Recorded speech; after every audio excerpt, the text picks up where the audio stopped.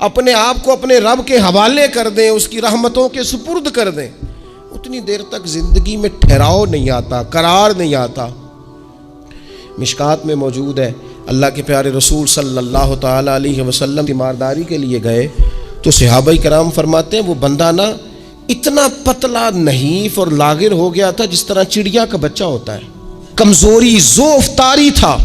तो महबूब करीम ने उसे देखा तो बड़े करीमाना अंदाज में करीम फरमाने लगे, तू कोई दुआ नहीं मांगता, तो आफ़ियत नहीं मांगता अल्लाह से? अर्ज़ की या रसूल अल्लाह सल्लल्लाहु ताला अलैहि वसल्लम, मैंने अपने रब की बारगाह में अर्ज़ की है, मालिक क़यामत का अज़ाब बड़ा सख्त है, मैं नहीं बर्दाश्त कर सकता, तूने अगर मुझे कोई सज़ा देनी है तो यहीं दे ले, क़यामत को ना देना। तो कहते महबूब फरमाने लगे, सुभान अल्लाह, ओ खुदा के बंदे, तू रब की सज़ा दुनिया में भी नहीं सह सकता, अल्लाह से ये भी सवाल न कर, तू रब से कह रब्बना आतिना फिद दुनिया हसनतम व फिल आखिरति हसनतम व किना अज़ाबन्नार। तू रब से दुनिया में भी हसना मांग, भलाई मांग, तू आखिरत के लिए भी भलाई मांग, तू उससे आफियत का सवाल कर। तूने ये सवाल क्यों किया? अर्ज़ की या रसूल अल्लाह, करम हो गया है, मुझे समझ आ गई, अब मैं इसी तरह ही करूँगा। अजीज़ दोस्तों, हम कहाँ सह सकते हैं? हम दुनिया में रब की सज़ा हम नहीं सह सकते, हम कमज़ोर हैं, तो गर्मी नहीं सह सकते, शदीद सर्दी नहीं सह सकते, शिद्दत की भूख लोग नहीं सह सकते, कोई आजमाइश नहीं सह सकते। वो जो लोग बाज़ औक़ात कह देते हैं ना जी फ़लाँ चीज़ हमारे अमाल का नतीजा है, तो मैं क्या करता हूँ, ना को यार, हम तो ये भी नहीं सह सकते, हम कहाँ बर्दाश्त कर सकते हैं, हमें तो वो माफ़ ही फरमाए, हम हिसाब वाले हैं ही नहीं, हम तो सिर्फ माफ़ी वाले हैं। हमसे ना हिसाब पूछे, उसने हिसाब पूछा तो फिर तो बड़ी मुश्किल हो जाएगी, अगर उसने हिसाब पूछा तो बड़ी रुसवाई हो जाएगी, अगर हिसाब पूछा तो मुश्किलात सामने दिखाई देने लग जाएंगी। हमसे तो वो दरगुज़र वाला मामला करे, हमसे तो वो कहे जा मैंने महबूब के सदक़े तुझे माफ़ किया, जा तेरे लिए रहमत और बख्शिश वाला फ़ैसला किया। वो कोई सबब, उसकी रहमत किसी सबब को देख ले और दरगुज़र कर ले। हारून रशीद ना अपने महल की छत पे टहल रहा था, सबसे ऊपर वाले चौबारे पर, नीचे से हज़रत बहलोल दाना गुजर रहे थे, ऊपर उसके साथ सिपाही भी थे, गनमैन भी थे। उसने कहा ये बाबा तो ज़रा ऊपर उठाओ। उन्होंने एक डोली, एक टोकरी समझ लें, उसको रस्सियाँ बांध के नीचे फेंका। नीचे जो सिपाही थे उनको कहा कि ये बाबा जी को पकड़ के इसमें बिठाओ। उन्होंने जबरन थामा बाबा जी को, उसमें डाला, ऊपर वालों ने खींच लिया। 2-3 मिनट लगे। हारून रशीद के सामने हज़रत बहलोल दाना पहुँच गए तो थोड़े नाराज़ भी हुए कि ये कोई तरीका तो नहीं ना बुलाने का। मुलाकात हुई तो कहा क्यों बुलाया? कहने लगा एक मसला पूछना था। फरमाने लगे बादशाह है ना, तेरे मसले पूछने का भी अपना ही अंदाज़ है, पूछ मसला। कहने लगा बाबा पूछना था कि आप अल्लाह तक कैसे पहुँचे? हज़रत बहलोल दाना चुप कर गए। 2-4 मिनट के बाद कहने लगे जिस तरह अभी ज़मीन से तेरे तक नहीं पहुँचा, बिल्कुल इसी तरह पहुँच गया हूँ रब करीम की बारगाह तक, और वो भी जो उसने करम फरमाया है, वरना मैं तो नहीं समझता कि मैं पहुँच गया, वो भी अगर तेरी खुशगुमानी है। तो हारून रशीद कहने लगा मुझे समझ नहीं आई। फरमाने लगे तो बादशाह जो है, इतनी जल्दी कैसे समझ में आएगी तुझे बात? फरमाने लगे अगर मैं तुझसे मिलना चाहता ना तो मैं एक दरख्वास्त लिखता, फिर किसी वज़ीर से सिफारशी साइन कराता, फिर वो जमा कराता, फिर मुझे टाइम मिलता कि फ़लाँ दिन फ़लाँ तारीख फ़लाँ टाइम आ जाना, फिर आके मैं लाइन में लगता। फिर भी तू बादशाह है, तेरा मूड बनता मिलने का कि ना बनता। जब मैं चाहता तो पता नहीं कितना टाइम लग जाता, जब तूने चाहा है ना तो 1 मिनट भी नहीं लगा। फरमाने लगे मैंने दावा ही नहीं किया कि मैं जद्दोजहद करके पहुंचूंगा, मैंने तो रब की बारगाह में आजिज़ी की है, फिर रब ने ही करम फरमाया है, उसी ने मेहरबानी की है। माना कि मोहब्बत के सफ़र में हर गांव पे 100 मुश्किल है, लेकिन ये सफ़र आसान भी है, घर साथ तुम्हारा हो जाए। उसके करम का साथ रहा है, उससे आफ़ियत मांगी है, अपने आप को उसके सुपुर्द किया है तो उसने करम कर दिया। जब तक ये मिजाज नहीं हम बनाते कि मालिक से आफ़ियत का सवाल करें, लोगों को तो धोखा दिया जा सकता है, रब और रसूल को तो नहीं ना दिया जा सकता। वहाँ तो दिलों का खुलूस ही पहुँचता है, वहाँ तो नीयतों का हुस्न ही पहुँचता है। तो अल्लाह तबारक व तआला से जब भी सवाल किया जाए, दुनिया और आखिरत की बेहतरी का सवाल किया जाए। एक लफ्ज़ है हदीस पाक में जिसको आफ़ियत कहते हैं। तिरमिज़ी शरीफ में हज़रत सैयदना अब्बास बिन अब्दुल मुत्तलब रदी अल्लाह ताला अन्हो, आपकी रवायत मौजूद है, फरमाते हैं मैं नबी पाक सल्लल्लाहु ताला अलैहि वसल्लम की खिदमत आली मर्तबत में हाजिर हुआ तो मैंने अर्ज़ की, या रसूल अल्लाह सल्लल्लाहु ताला अलैहि वसल्लम, मुझे ऐसी चीज़ बताएं जो मैं अपने रब से मांगूँ। चीज़ मांगनी होती है ना, बाज़ औक़ात मौका मिलता है तो कई दफ़ा इंसान इम्तिहान में आ जाता है कि अब मुझे मौका मिल गया है, मुझे कहा गया कुछ मांग लो, तो भला मैं क्या मांगूँ। हज़रत अब्बास बिन अब्दुल मुत्तलब रदी अल्लाह ताला अन्हु नबी पाक अलैहिस्सलाम के प्यारे चचा जान हैं, अर्ज़ गुज़ार हैं, या रसूल अल्लाह सल्लल्लाहु अलैहि वसल्लम, मुझे बताइए मैं अपने रब से मांगूँ तो क्या मांगूँ। तो हुज़ूर ने फरमाया, रब से आफ़ियत मांगो। कहते मैं कुछ दिन रुका, कुछ दिनों के बाद फिर हाजिर बारगाह हुआ और अर्ज़ की, या रसूल अल्लाह सल्लल्लाहु ताला अलैहि वसल्लम, मुझे बताइए मैं अपने मालिक से मांगूँ तो क्या मांगूँ। तो हुज़ूर ने फिर फरमाया, अल्लाह से मांगना तो आफ़ियत मांगना। बुज़ुर्ग फरमाते हैं ये आफ़ियत क्या है। आफ़ियत ये है कि या अल्लाह ज़ाहिरी परेशानियाँ, बातनी परेशानियाँ, ऐ अल्लाह ज़ाहिर के मैल कुचैल भी दूर हो जाएं, बातन के भी दूर हो जाएं। ऐ अल्लाह हर मामले में, हर आजमाइश में, हर दुख में हमें तेरी पनाह नसीब हो जाए। ये आफ़ियत है। और सूफिया किराम फरमाते हैं आफ़ियत से बड़ी नेमत कोई नहीं अगर किसी को मुयस्सर आए तो। आफ़ियत से बड़ा हुस्न कोई नहीं अगर किसी शख्स को यह नसीब हो जाए। और एक अल्लाह वाले ने तो एक और बड़ा खूबसूरत तर्जुमा यहाँ किया है, वो कहते हैं आफ़ियत का मतलब है दिल का करार, आफ़ियत का मतलब है बातन का सुकून, आफ़ियत का मतलब है इंसान के मिजाज का हौसला, ठंडक, बुर्दबारी। इस बंदे को आफ़ियत नसीब हो जाती है, गोया अल्लाह उसे सुकून की दौलत अता फरमा देता है। थोड़े पैसों में भी सुकून, बग़ैर शोहरत के भी सुकून, कोई बात मान ले तब भी सुकून, कोई धुतकार दे फिर भी सुकून, लोगों की गुड बुक में हो फिर भी सुकून। और अगर लोग सारे मुखालफत में आ जाएं तो चूँकि अल्लाह ने आफ़ियत दी है फिर भी सुकून। अल्लाह ताला ने उन लोगों को करार की दौलत, अल्लाह से आफ़ियत मांगी जाए। इसमें दुनिया की भी भलाई शामिल है, आखिरत की भी भलाई शामिल। नबी अकरम सल्लल्लाहु ताला अलैहि वसल्लम तवज्जो दिलाते कि अल्लाह से तुम आफ़ियत मांगो। हमारा ना जी, क्योंकि सबसे बड़ा मसला रूहानी तरबियत का है। हमारे यहाँ बातें ढेर सारे लोगों को आती हैं और बहुत ज़्यादा आती हैं। मनसूबाबंदी करना, प्लानिंग करना, अपने मामलात को ख़ुद से कैसे लेकर चलना है, कैसे ठीक करना है, अपने हक़ में दुनिया को किस तरह कायल करना है, ये ढेर सारे लोगों को आता है। और अपने हक़ में दलाइल किस तरह कायम करने हैं, इसमें बहुत सारे लोग ख़ुद कफ़ील होते हैं, उन्हें किसी से मुशावरत की भी ज़रूरत नहीं होती। लेकिन अल्लाह की बारगाह से अपना रिश्ता कैसे जोड़ना है, मालिक से करम का सवाली किस तरह करके होना है, अल्लाह से आफ़ियत का सवाल कैसे करना है, ये चूँकि रूहानी तरबियत में हमारा मिजाज नहीं होता, लिहाजा हम उस तरफ जाते नहीं। हम वो अपनी मर्ज़ी की चीज़ें, यानी वजीफ़ा पूछ के गए एक साहब, कुछ अरसे के बाद आए हैं तो आके कहते हैं मौलाना साहब, पीर साहब या कारी साहब या फ़लाँ साहब, किसी से भी पूछ के गए, किस चीज़ को नेक आदमी जाना, फिर लौट कर आके कहते हैं कि आपने वजीफ़ा बताया था पर काम कोई नहीं हुआ।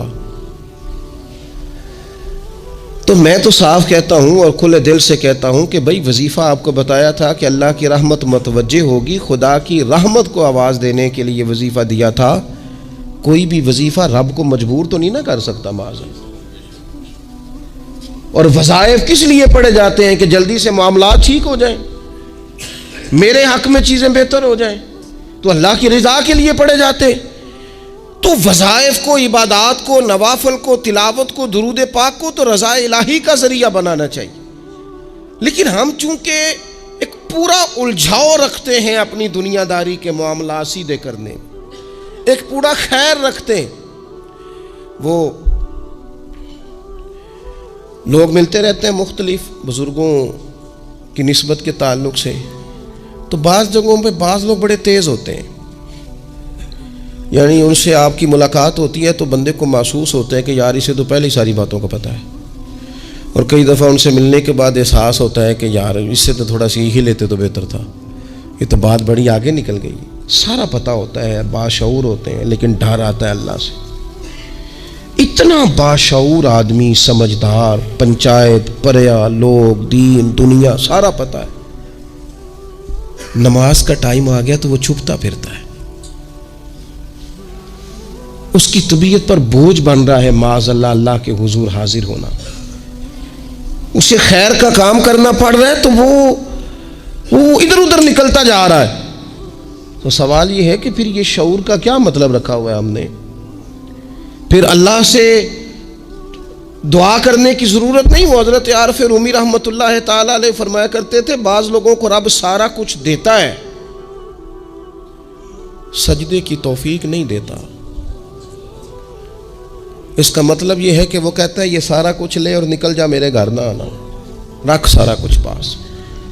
रब से आफियत मांगी जाए, उससे उसका फजल मांगा जाए, उससे उसका करम मांगा जाए। अल्लाह के प्यारे रसूल सल्लल्लाहु ताला अलैहि वसल्लम इस आफियत मांगने पर जोर देते, तवज्जो देते। मैं आपको सही बताता हूँ,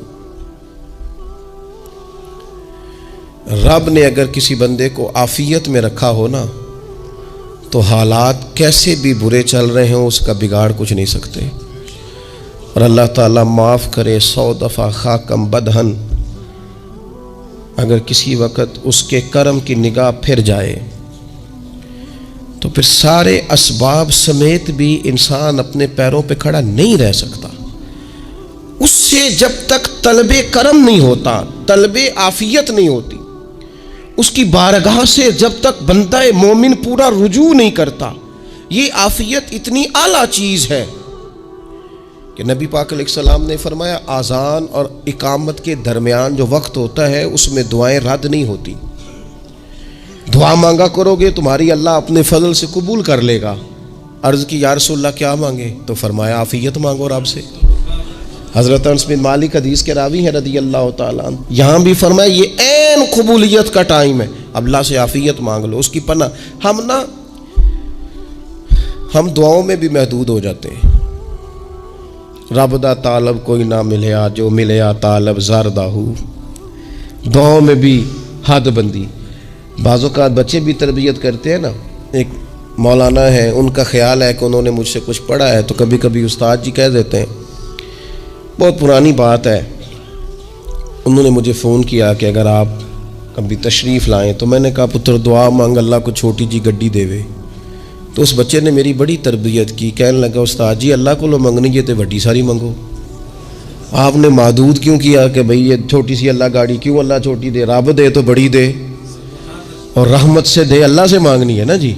हम तरबियत नहीं लेते। मैंने उसका शुक्रिया अदा किया, मैंने कहा बेटे तूने बड़ी सोहनी बात की, अल्लाह तुझे इसका अजर अता करे, अल्लाह तुझे बरकत अता करे। अगर आपने सीखना है तो फिर आप सीख लेंगे, और अगर नहीं सीखना तो फिर यही कहना है सारी उम्र लंघ गई बंदा को नहीं मिला, चूँकि मिजाज नहीं है ना सीखने का, इसलिए फिर मिला ही कोई नहीं।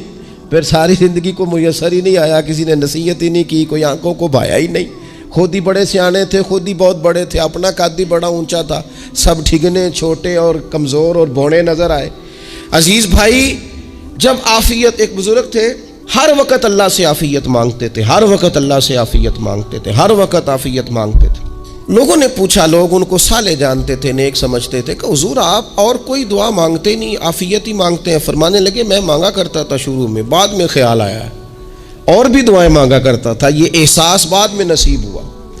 फरमाते मैं मजदूरी करता था, माल बर्दारी करता था, एक जगह पे ड्यूटी कर रहा था तो थक गया, और वो जो काम लेने वाले लोग थे उनका रवैया भी बड़ा तुर्श था, तकलीफ हुई।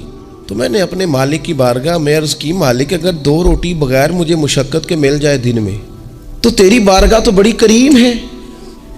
कहते हो मैंने ये दुआ मांग ली। ज़रा मैं थोड़ा आगे बढ़ा तो 2 बंदे आपस में लड़ रहे थे, मैं उनकी सुलह कराने के लिए, उन्हें बचाने के लिए आगे बढ़ा, तो मैं जिसको छुड़ा रहा था दूसरे ने मेरे ऊपर ज़रब लगा दी, मेरा भी सर फट गया। थोड़ी देर के बाद वहाँ पुलिस आ गई, वो तीनों को लड़ने वाला समझ के उठा के ले गए, मुझे जेल हो गई। 2 रोटियां बगैर मुशक्क़त के रोज़ मिलनी शुरू हो गई।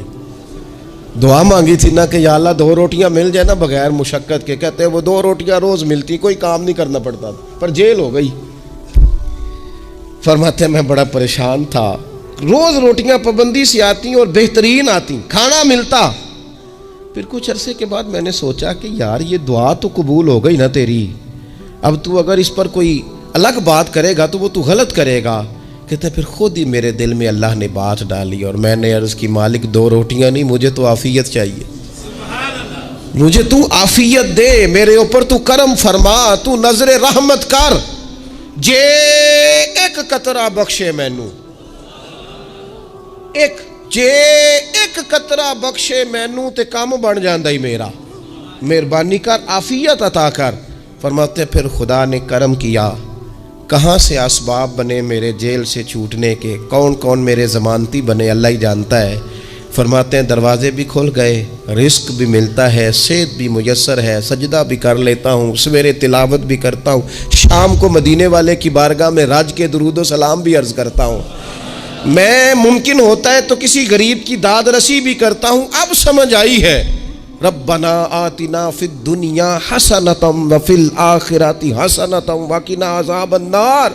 अब समझ आई है, रब से जब भी मांगना है आफियत ही मांगनी है, उससे करम मांग। हमने महदूद दुआएं रखी हुई हैं, महदूद, वो जी फलाना काम मेरा हो जाए तो भाई वो एक हो गया, उसके बाद फिर नई टेंशन बन जाएगी। नहीं, मैं जी बच्चों की शादी कर लूँ जी फिर मैं फारिग हूँ। आप शादी करके देखें, लागू पता जाएगा कैसे फारिग होते हैं। आप यहाँ रुकते क्यों हैं? आप खुदा से आफियत क्यों नहीं तलब करते? उसकी बारगाह से वो क्यों नहीं मांगते कि जो एक कतरा मिले तो दुनिया और आखिरत के सारे काम हो जाए? उससे उसकी रहमत का सवाल करे, उससे उसके करम का सवाल करे। अल्लाह की बारगाह में भी हाजिर होना और जची तुली और जनाब नाप तोल कर और महदूद चीज़ों का सवाल करना, मालिक से मांगे। और वो जब देता है तो देता भी बेहिसाब ही है, वो जब अता करता है तो करम के दरवाजे खोल के अता करता है, वरना तो एक उलझन से इंसान निकलता है दूसरी में उलझ जाता है, एक गुत्थी को सुलझाता है। फिर इकबाल रो पड़े थे, कहने लगे मैं अकल की गुत्थियाँ सुलझा चुका हूँ, यार अब मुझे साहिबे जुनू कर दे। अल्लाह ये बड़ा मैंने हेर फेर देख लिया, मुझे दीवाना बना, अब मुझे जुनून हो, अब मैं किसी के लिए रोया करूं, अब मैं किसी की याद में तड़पा करूं, अब मैं रात किसी के लिए मेरी आंखें बेदार रहें। ये बड़ी हो गई दुनियादारी, अकल की गुत्थी हालांकि नहीं सुलझती, पर इकबाल कहते हैं अकल की गुत्थियां सुलझा चुका हूं, यार अब मुझे साहिबे जुनू कर दे। और फिर कहने लगे बुझी इश्क की आग अंधेर है, अब ये मुसलमान नहीं ये खाक का ढेर है, तो मिट्टी बन के रह गया क्या? कहाँ अपनी सारी तवज्जुहात का किबला किस चीज़ को? मेरे अजीज़ों, अल्लाह से आफियत। नबी पाक अलैहिस्सलातु वस्सलाम ने एक शख्स से पूछा क्या दुआ मांग रहे हो? तो उसने कहा या रसूल अल्लाह मैं अल्लाह की बारगाह में सब्र का सवाल कर रहा हूँ। तो हुजूर फरमाने लगे सब्र तो मुसीबत पर होता है। या रसूल अल्लाह फिर क्या मांगूं? आप इन जुमलों और लफ्ज़ों की गहराई को समझें, सब्र के लिए तो पहले मुसीबत आएगी फिर सब्र आएगा। तो या रसूल अल्लाह क्या मांगूं? फरमाया तो रब से आफियत मांग। माना क्या है? मुसीबत आए क्यों? अल्लाह तुझे अपनी हिफाजत के हिसार में ले ले। वो वक्त ही क्यों आए कि जब तेरी तबीयत उलझ जाए, जब तू परेशान हो जाए, जब तू तू अल्लाह से आफियत मांगना। जब तू आफियत मांगेगा तो अगर कभी मुश्किल आएगी भी ना, तो खुदा फिर अपने फजल से मुश्किल से निकलने में रास्ता भी बड़ी जल्दी अता फरमाएगा और तेरे ऊपर फजल फरमाएगा। अगर आफियत, ये जो हम नबी पाक की उम्मत है ना, तो ये हमारे गिर्द अल्लाह के फजल और उसकी रहमत का हिसार है, ये हिसार है हमारे गिर्द। वो दरवेश ने कहा था ना कि करूं शुक्र कितना और करूं फ़ख्र कितना कि तेरे करम ने मुझे फायजुल मराम किया। देखो बना के सैयद आलम का उम्मती मुझको गुनाह से पहले ही बख्शिश का इंतज़ाम किया। अभी मैंने गलती की नहीं, लेकिन मुझे हुजूर का गुलाम बना दिया, बख्शिश का बंदोबस्त पहले हो गया। अपने मालिक से बीमार भी उससे आफियत मांगे, मकरूज भी उससे आफियत मांगे, बे औलाद भी उससे आफियत ही मांगे, साहिब औलाद भी उससे आफियत ही मांगे। जो दौलत के हुसूल के रिज़्क़ हलाल के ख्वाहिशमंद हैं वो भी उससे आफियत मांगे, और जिनकी झोली उसने भर दी है वो भी अपने रब से आफियत ही मांगे। मालिक से जब सवाल करें, एक बुजुर्ग थे, उन्होंने तो अपनी अंगूठी में लिखवा लिया था कि या अल्लाह मुझे आफियत अता फरमा। मगर जब भी देखता हूँ याद आ जाता है कि अल्लाह से आफियत मांगनी। अपने मालिक की बारगाह के अंदर देखो, मैंने देखा है, वो किसी ने कहा था कि तेरी ख्वाहिश है कि वो तेरी आरजू करे पूरी, और मेरी ख्वाहिश है कि तेरी आरजू बदल जाए। कुछ लोग ऐसी ख्वाहिशात भी लेके आते हैं कि जो पूरी ना हो तो बेहतर होता है। इसलिए आपको पता है मौत मांगना जायज़ नहीं दीन में। मसाइब से घबरा कर, मुश्किलात से घबरा कर, ज़िंदगी के मद्दोजज़र से परेशान होकर मौत का सवाल करना जायज़ नहीं। किस तरह जायज़ है?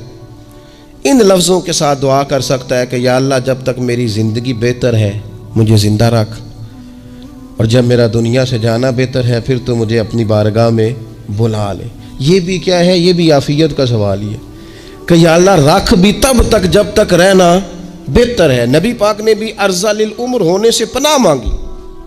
हमारा ये मिजाज बन गया है कि हम अपने हक में ऐसी चीज़ों का सवाल कर रहे होते हैं जो कई दफ़ा हमें मिल जाए तो हमारा नुकसान करें। कुरान हकीम एक जगह पे अल्लाह करीम ने फरमाया है कि अगर सब लोगों को माल दे दूं तो बगावत करें, फसाद हो जाए। क्या माना कि अपना नुकसान कर बैठे लोग। हम अपने मालिक की बारगाह में बाज़ ऐसी चीज़ों के सवाली हैं कि जो हमारे लिए ठीक नहीं है, हमें उसके कर्म पर छोड़ना है, उससे आफियत मांगनी। और बाज़ लोग, क्योंकि मैं कह चुका हूँ शुरू में कि हमारी दीनी रूहानी तरबियत नहीं होती और हम कहीं से बाकायदा असबाक लेने के कायल ही नहीं होते, पूरी तरबियत का हमारा मिजाज ही नहीं होता, अपनी अकल और अपना शऊर और अपने हिसाब से हम ज़िंदगी को बिताना चाहते हैं। और ये जो मेरा दौर है ये वैसे ही उलझा हुआ ज़माना है, इल्ला माशाअल्लाह। पता नहीं कोई क्या बोल रहा है, कोई क्या कह रहा है, ऐसे जैसे को मेला लगा हुआ है और कान पड़ी आवाज़ सुनाई नहीं दे रही। जिसकी दुकान पर कोई ग्राहक नहीं वो भी कह रहा है लाइनें बना लो। ऐसा उलझा माहौल है और ऐसी आजमाइश है कि लोग बेचारे परेशान हैं। देखें, जब तरबियत के साथ इंसान आगे बढ़ता है ना, हमारे पास मुक्तदा है अल्लाह रसूल का कलाम, हमारा पेशवा है रब रसूल का फरमान। जब हम किताब व सुन्नत की रोशनी में आगे बढ़ते हैं तो फिर हमारे लिए मंजिल आसान भी होती है और करीब भी होती है। फिर हमारे लिए आगे की तरफ सफ़र करना, आगे बढ़ जाना ये आसान होता है। आप गौर करें, जो लोग दुनिया में कामयाब रहे, भला किस तरह कामयाब रहे? वो इस तरह कामयाब रहे कि उन्होंने ना अपने रब से आफियत मांगी। अल्लाह ताला ने खुद ब खुद उनके लिए रास्ते बनाए। आप तारीख पढ़ेंगे बाज़ लोगों की तो लग नहीं रहा था कि वो इतनी कामयाबी हासिल करेंगे। देख लें आप, हज़रत गौसे आज़म जिलानी रदी अल्लाह ताला अन्हु बगदाद शरीफ तशरीफ़ लाते हैं तो उनकी कैफियत ये है कि पत्ते खा के गुजारा करना पड़ता है। यानी पीछे कोई ऐसा बैकग्राउंड, किसी का बनाया हुआ इदारा, कोई बड़ी खानकाह, कोई बड़े लंबे चौड़े वालिद साहब के मुरीदीन, कोई बड़ा लंबा सिलसिला नहीं मिल रहा। उनको बज़ाहिर पत्ते खा के गुजारा करना पड़ता है, लेकिन चूंकि वो निकले हैं अल्लाह की मदद के साथ। उन्हें अल्लाह ने ताईद दी है, फजल फरमाया है, तो नतीजा ये निकला है कि 70 हज़ार बंदा एक एक वक्त में तरबियत लेने के लिए उनके सामने मौजूद है। ये अल्लाह ने असबाब बनाए हैं, क्योंकि जब रब आफियत अता करता है तो फिर अल्लाह असबाब भी पैदा फरमाता है।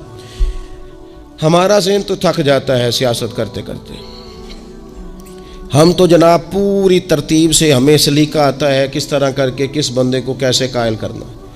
पूरे तौर पर हम वो सारी ज़िंदगी सियासत करते रहते हैं। वो ख़ानदानों में भी चलती है, गली मोहल्ले में भी चलती है, दोस्तों में भी चलती है, और बाद में पता चलता है कि ये पत्ते खेल कौन रहा था। असल में सुलह कराने वाला था कि लड़ाई कराने वाला था। ये सब का खैर खा था, यह सब की जहन के अंदर फतूर की आमेज़श ही इस शख्स की वजह से थी। हम चूँकि वो ख़ास आफ़ियत अल्लाह से नहीं मांगते, हमारी मखसूस सियासत होती है सभी को राज़ी रखो। उसका नतीजा ये निकलता है कि एक टाइम आता है कोई भी राज़ी नहीं रहता। हम अगर अपने मालिक की तरफ रुझान करें और अल्लाह ने जो हमें शऊर दिया है उस शऊर को लेकर अल्लाह की बारगाह की तरफ बढ़ें। आप यकीन करें, आला हज़रत बरेलवी रहमतुल्लाह अलैह की किताबें हैं, एक एक किताब पर PhD हो रही है, और उन्होंने 150 साल पहले बैठकर जो कुछ लिखा था, बैन ही लफ्ज़ ब लफ्ज़ उसकी ज़रूरत आज महसूस हो रही है और आने वाले वक्त में बढ़ रही है। लेकिन उनके पास कोई टीम नहीं थी, 50 लोग नहीं थे जो उनके पास बैठ के लिखवाते, अपना प्रेस नहीं था, ऐसे लोग नहीं थे कि जिनको पता होता कि किताब हम कल छापेंगे और इतने फीसद ये मार्केट में निकल भी जाएगी। ऐसा कुछ नहीं था। क्या था? अल्लाह की मदद साथ थी, ताईद ईज़वी साथ थी, अल्लाह ने अपनी आफियत में रखा था। वो कुरान मजीद की आयत का तर्जुमा करते हैं ना आला हज़रत, इहदिनस सिरातल मुस्तकीम, या अल्लाह हमें सीधी राह पे चला। बहुत सारे मुफस्सिरीन ने कहा ए अल्लाह हमें सीधा रास्ता दिखा। फरमाते हैं ए अल्लाह हमें सीधी राह पर चला। तो किसी ने कहा हुजूर ये चला और दिखा में क्या फ़र्क है? फरमाने लगे दिखाने का मतलब ये होता है कि किसी ने पूछा मैंने गुजरांवाला जाना है, तो दिखाना ये है कि उसे कहा यहाँ से बाहर निकलो, रोड पे चढ़ जाओ, सीधे जाओगे, एक पोल आएगा, उसे क्रॉस करना, नीचे उतरना, वहाँ से शहर शुरू हो जाएगा। फिर उसने अगर कोई अंदरूनी जगह शहर की पूछ ली तो उसको कहा कि राइट हो जाना, फिर लेफ़्ट हो जाना, फिर आगे किसी से मज़ीद। ये है रास्ता दिखाना और एक है चलाना। उसने कहा मैंने गुजरांवाला जाना है, तो उसने कहा साथ बैठना मेरी गाड़ी पे, जहाँ तूने जाना है मैं छोड़ के आता हूँ। ये रास्ते पे चलाना है, ये मकाम तफक्कुर है। आप इस पर गौर फरमाएंगे। कहते हैं या अल्लाह तू हमें रास्ता दिखाएगा और दिखाता है, लेकिन चारों जानब शैतान भी तो बैठा है ना, फितने भी तो है ना। तो अगर तेरी रहमत साथ साथ रहे, माना कि मोहब्बत के सफ़र में हर गांव पे 100 मुश्किल है, लेकिन ये सफ़र आसान भी है अगर साथ तुम्हारा हो जाए। तो आज की पूरी गुफ्तगू में मैं आज आपको बड़ी ज़िम्मेदारी से ये गुजारिश कर रहा हूँ, अल्लाह से आफ़ियत मांगे, हर वक्त आफ़ियत मांगे। मेरी सालों से रूटीन है, मैं दुआ मांगता हूँ अल्लाहुम्मा इन्ना नस्अलुकल अफ़वा वल आफ़ियत फ़िद्दीन वद्दुनिया वल आखिरा।